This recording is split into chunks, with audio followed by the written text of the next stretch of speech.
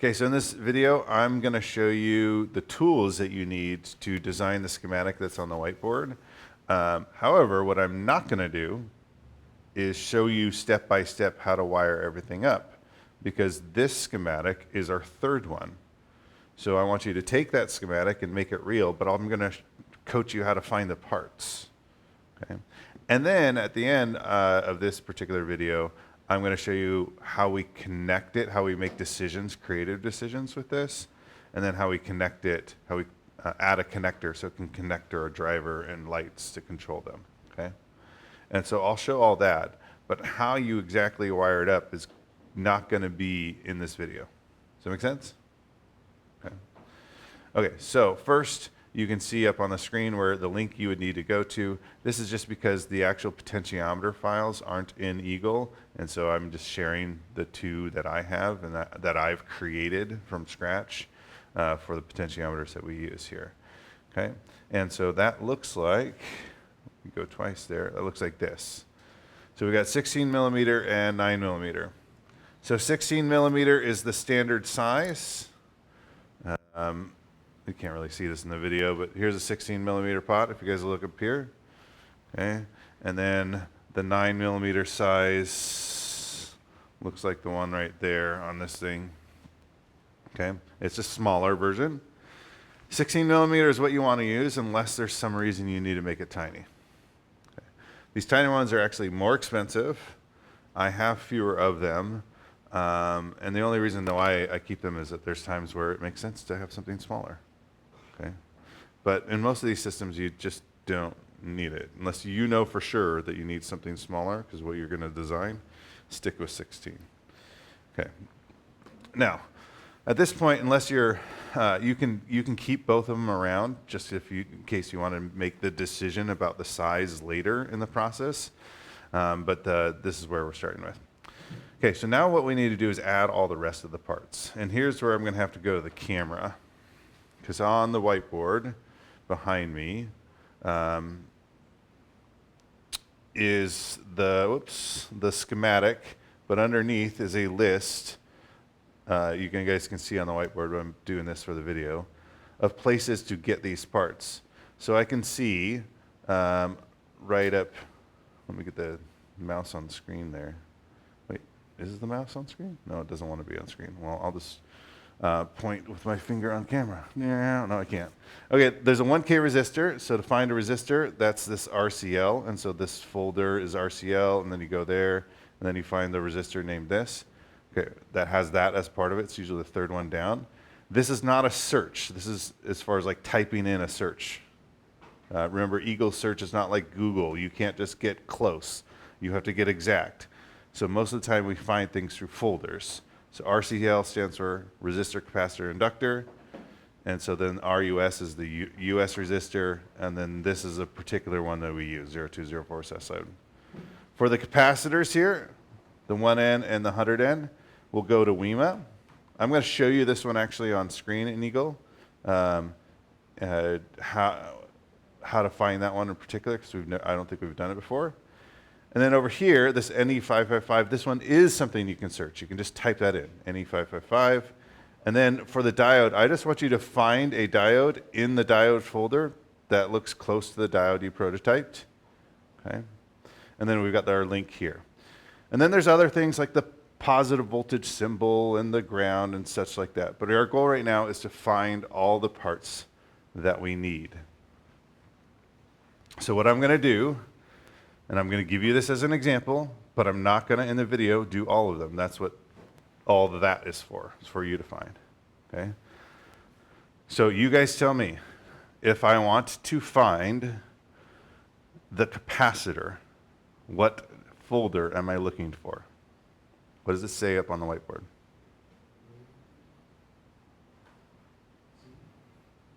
What's the first folder I'm looking for? Yeah, capacitor-WEMA. So it's alphabetical order. If I scroll down here, you can see it says capacitor-WEMA. I'm going to open that folder. What's the next folder to open? C. Okay. And then in the details there, I give you a little bit of extra information that might not perfectly match here. It's just a guideline. What is the little extra information I give you? C5/5. And here, I think that might actually be right. Does this say C5/5 right there? Yeah. And so this capacitor, the reason for this capacitor is you guys chose different values, but this one's big enough that no matter how big or small, it'll fit. And so I just chose this because we got plenty of space to work with. This will be good for everyone. However, if your capacitors, you're looking at your prototype and you're like, they're smaller than that, you can go down to like C5/3 and just shrink the width of it. That's okay. Okay. So I want you to be referring to your prototypes as you're making decisions on what to grab. Okay. So your job right now is to get every part listed up there just in your schematic. And if you'd already started this process, great. Now you have the pots to add to it, and we'll get started there. So that's where I'm going to pause the video. Right now your job is to find all the parts. Go. All right, next up. We need to add our power and ground because that's part of any circuit that has power. And so for ground, I mean, you can actually, there's different grounds, but the one I keep using is the AG&D. Okay, AG&D for ground is the one that we've been using. I've seen some people use G&D for ground, or whatever, just as long as it's consistent. Okay. And then for power, any positive voltage will do. You could do +9, +12. I like +9 because it is obvious that it's positive. Like when you click on this thing, there's just a little plus in there. This circuit can be powered by anywhere up to from 5 volts to 18 volts. And then we'll talk a little bit about that limitation because it can't go up to 24. Okay. And some timer chips can only go up to 16 too. So. And so we drag all the rest of those parts in, and then we're ready to build our schematic. Okay, for better or worse, I'm going to have to do it this way. So over here, you can see the schematic. I'm going to ask you guys, what is pin 1 connected to? Ground. What is pin connected to? Two connected to? I mean, it's a list of things, right? It's connected to that side of that capacitor. It's connected to the middle leg of the potentiometer. It's connected to pin 6. So all of that should be a green wire in my circuit. Pin 3, you see how it says LED driver? You'll leave that empty for now. That'll be later in this video, later in the instructions. That'll be the only pin to leave empty for now. Okay? And how we connect this will depend on what you want to build. So this is the one that's going to change for different people. Pin 4 is connected to positive. Okay. So what I'm going to show you here on the actual Eagle is just how that works. Okay, what did you guys say pin 1 was? Pin 1 was what? Ground. So I can just copy my ground and put it right down there to pin 1 and wire it in. And then so on and so forth. This chip doesn't match that drawing perfectly, but the numbers match. So pin 1 goes to the same place pin 1 does. And so that's your objective. I'm not going to build it up here for you to copy this. I want you to build the schematic there. Eventually I'll show it on screen, but I don't want you to just try to copy mine. You can like maybe check things, but really that's your check, the schematic on the whiteboard. Okay, go. Okay, again, I do not want you, I have to put this example up here to just like be able to talk about next steps. I don't want you to base your design off of the one I just made in Eagle. Like you can use that as a reference point for sure, but I want you to be primarily looking at the whiteboard because that's a skill to develop. Here's a schematic, how do I get it in Eagle? Not here's something that's already in Eagle, how do I copy it? Okay, that's the schematic I want you to discipline yourself to build. All right. But I do need to talk about what our next steps are. And so our next steps are to add all of the values into Eagle and then make some decisions on what we want to build with this dimmer circuit. Okay? So if you will just pause wherever you're at, take a look at the screen, and I'm going to walk you through this. So first, click up in the upper left corner. I want you to click the layers function. Everyone click the layers function. Okay. I want you to click hide layers so that they're all gone. And then the layers I want you to show are the symbols, the nets, which are the wires. Okay. And then I want you to show the names, because then that gives us like the pin numbers. And also the names of all our parts. But I also want us to show the values. Okay. Okay. And then I want you to go in and rename the values based on your prototype, not based on the board, unless your prototype is you never got finished or you never optimized it, then what you have is the board. Okay? But if you optimized it, what did you switch out?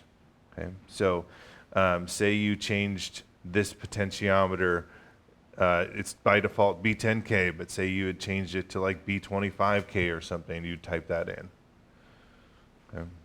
And so I'm just going to put in some like random part names based on, I think, one that someone built. And so just go through every part, and based on your actual build, change those values.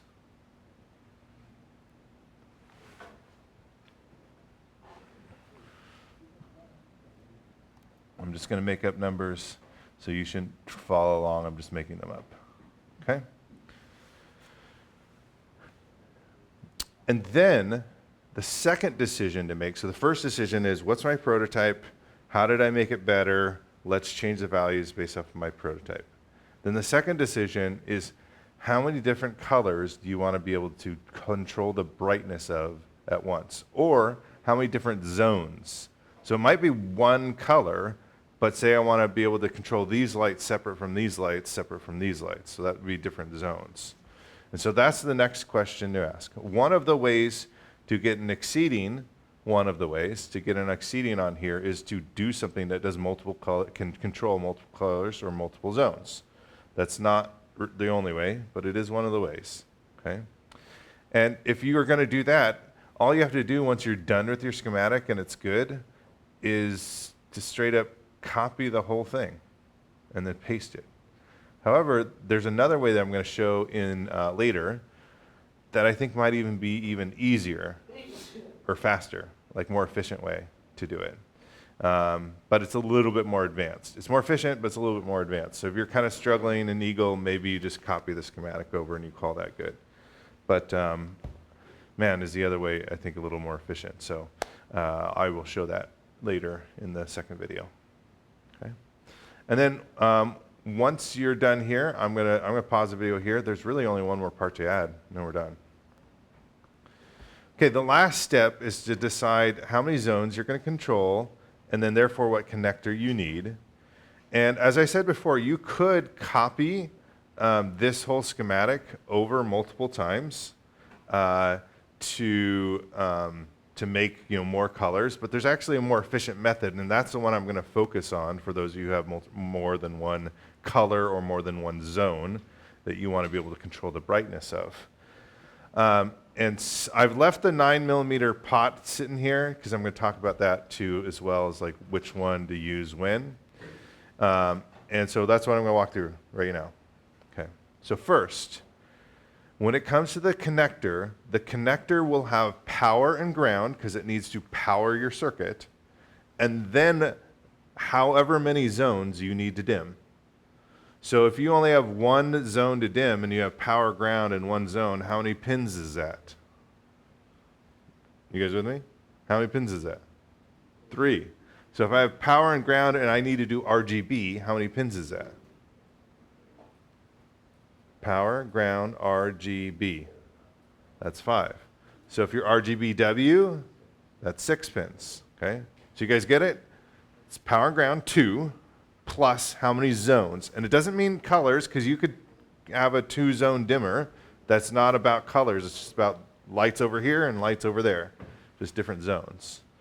Or like warm white and like cooler white if you wanted to do sort of hues of white. Okay. Now, I'm going to talk a little bit about when to use 9mm versus 16 millimeters. So I've got my 3 different case sizes that we'll use. If you are going RGBW and you want to use the big case, 16 millimeter, not a problem. Okay. If you're going a single color or even 2 colors, either of these smaller cases will work, but this tiny, tiny case, which is hard to show in the video here, let me put it in front of my body. This tiny, tiny case, 16 millimeter only works for one zone. If I wanted to do RGB in this sucker, this tiny little thing, I'm using 9 millimeter pots, and I might have to surface mount it. Like, it might be really tough to do. But this is great for one zone. 16 millimeter still fits fine. If I want to go 2 or 3 zones, 16 millimeter fits fine here. But if I wanted to go RGBW and fit it in this small of a case, I might want to do 9 millimeter to save some space. Okay, does that make sense? Follow that so far? It's not impossible to do 16 millimeter in here with RGBW, but you know, it gets, I have to be more precise, that's all. Right now we're not going to deal with dimensions because that's going to be in the second video when we get to the board and how big should a board, where should things go. And that's going to be a bit more of a challenge to finish that one out. But here's the last thing in the schematic. Everyone click Add Part. We're going to clear any searches we may have going on here. We're going to scroll down to the connector section, which starts with con dash, and we're going to find con dash molex. This is similar to what we've been doing. Okay. And then under con dash molex, if you look at the very first thing, how many pins is the very first one? 2, and then the next one is 3, and then the next one is 4, and so on. And so I'm going to do an example for a 3-zone system or an RGB system, which would be 5 pins. So if you're RGBW, you've got 6. If you're a 2-zone system, you'd have 4. If you're one zone, just one color, one zone, you just have 3 pins. So now you're going to click here, you're going to add it, and you're going to add this thing. Okay? All right, now, in this one, you guys with me? Everyone's pin 1, and when I say pin 1, I'm going to zoom in here. Do you see how this says X1-1, X1-2, X1-3, X1-4? So the -1 is pin 1, the -2 is pin 2, and so on. Pin 1 is going to be power. What's pin 1 going to be? Say it louder. What's pin 1 going to be? Power. So I'm going to drag this in, and I'm going to connect it to one of my power sections. So I'm going to drag it in, rotate it, stick it there. I'm going to move that text around for clarity. We'll get to that when we're done here. The last pin, which pin? Last pin. So for me, that's 5. For you, it might be something else. Is going to be ground. It's going to be ground. So I'm going to find a ground here to connect to. I'm going to even move my ground down for the sake of keeping things spread apart here. Okay. All right. Now, the rest of the pins are going to connect to the output of our chip. However, how many chips do I have? How many 555 timers do I have in my schematic? You guys look up here. I just have 1. Because I'm going to use a method where I'm going to build a schematic, build a board, a simple board, and then copy the whole built board again and again. And so for me, I'm only going to connect one of these pins over to here, just one. And the other 2 are going to be left floating there for later. Okay? And this, I promise you, is simpler than copying and then just putting things over. But if you wanted to, you could copy the schematic and then just put pin 3 here to the next one and pin 4 to the third one. That would be an option. But again, for the sake of simplicity, I don't recommend it. And then our last thing to do is to clean up this so that we can better easily read it. So a couple things I'm going to do. I'm not going to use a 9 millimeter pot in my design, so I'm going to delete that. I like to delete everywhere where it says ground because the symbol is ground. Why do I need text in the way as well? Okay. I also like to delete the voltage here, especially since it's not actually 9 volts and I just want the plus symbol, but that's your call. I like to move things so that they're easy to read. So like over here on these diodes, I can't really read that, so I'm going to move this over so I can read it. Okay. Maybe move this there. Maybe rotate that or something. move that up, and so on. Okay. Come on, you can do it. Oh, man. There we go. Okay, and then the last thing that I want everyone to do, okay, is to take a moment, click Value. What button? Value. And then go to your X1-1 pin. This is your first pin here, the one that's the power pin. Click on it, and it'll be like, do you want to change the value? Yes. And what I want you to call it is I want you to give a 2-letter, or I should say 2-symbol, name for each pin. So the first pin here is positive voltage. And then if this is RGB, if this is red, green, blue, the next pin would be red, so I'm going to go RD for red. And then green, I'm going to go GR for green. And then blue, I'll go BL. And then ground is everyone's last pin is ground. And you can do that however you want. I'm going to do GD for ground. So I want a 2-character way of representing every pin. And so if you just have 3 pins, you've got plus V for the first one and GD for the last one. And then the middle one is just your dimmer. So I don't know, DM. Okay, that sounds good. It doesn't matter, just as long as there's just 2 letters to represent what each pin is in order. Starting with positive voltage, ending in ground, whatever's in between. Okay. And then once you've done this, save your work. We are now done with this step of the schematic. Even if you're going to do multiple colors or multiple zones, that's going to be done later after we actually create our first board layout. And I'll show you that.